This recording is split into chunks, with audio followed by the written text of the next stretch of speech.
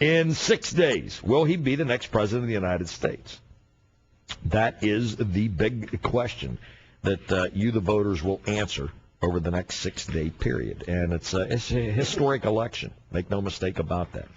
For the benefit of those who missed it, the other day I was talking about this election and how this election perplexes me. And I'll just paraphrase and give you a little bit of a synopsis of what I had to say. And I got quite a bit of feedback from this, including that email I read to you last hour. Again, growing up as a young man, I was a dyed-in-the-wool Democrat. My first exposure to politics was when I was little.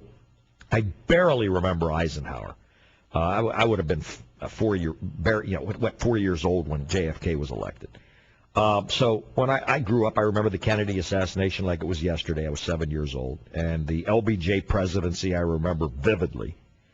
And when I was 12 years old, I told the story about how my dad took me to the voting. They voted at Philadelphia High School. And it was in 1968. And I was a big Hubert Humphrey fan. Oh, I love Hubert. And I was just devastated when he lost that election. And, in fact, I supported McGovern in 72. In my first election, I voted for Jimmy Carter in 1976. I voted for Jimmy Carter again in 1980. I voted for Walter Mondale in 1984, if you can believe that. I voted for Michael Dukakis in 1988.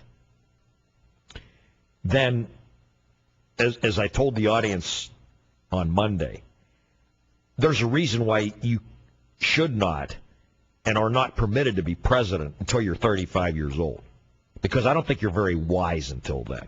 I think it takes until about that point in your life that you figure out a lot of things.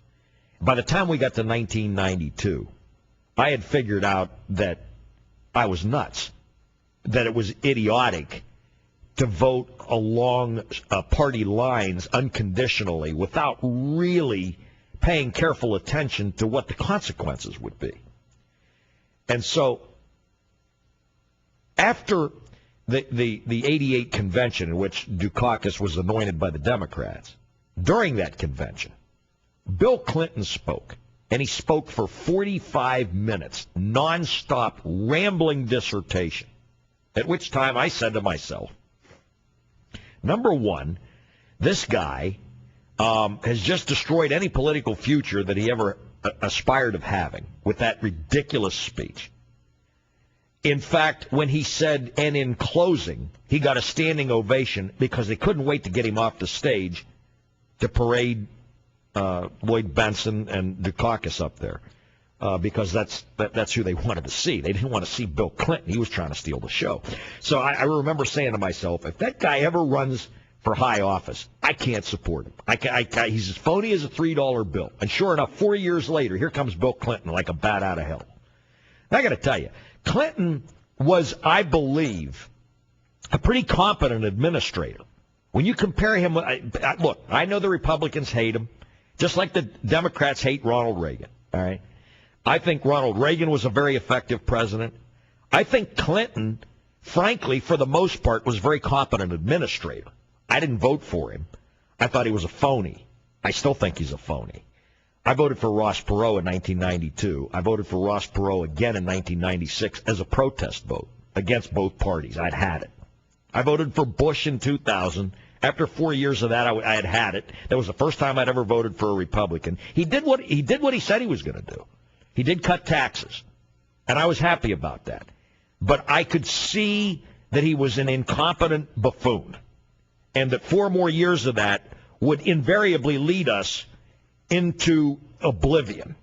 And I tried to tell this audience as recently as 2005 that George W. Bush was not only the worst president in United States history, and that was something that I was not, it wasn't something that I think. It's something I knew. There's a difference. Sometimes you think something. Other times you just know it. I knew 3 years ago that this guy was incompetent and the worst president in U.S. history. And if you still support him, God love you. You know, if you still think that the guy is a good president, I wish you well. you're lost. You're a completely lost soul that doesn't get it. This presidency has been a total disaster. Now, the other thing I want to point, who do we have? It's not Vince, is it? Okay. I got in a debate with my buddy Lane last week. I don't know if he heard my dissertation the other day or not.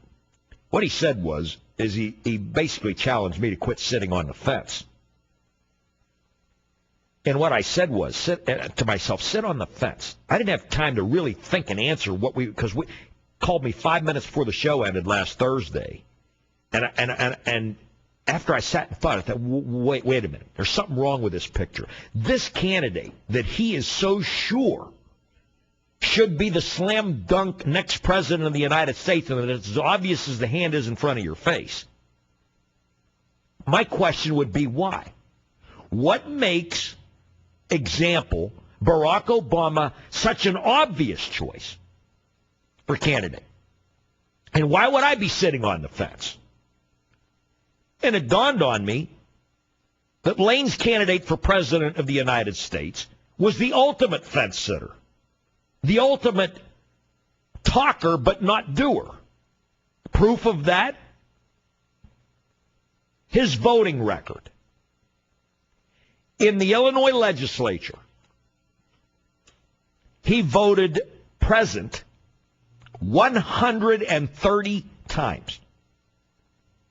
I'm reading this now from the New York Times, regarded as one of the most liberal rags in the country.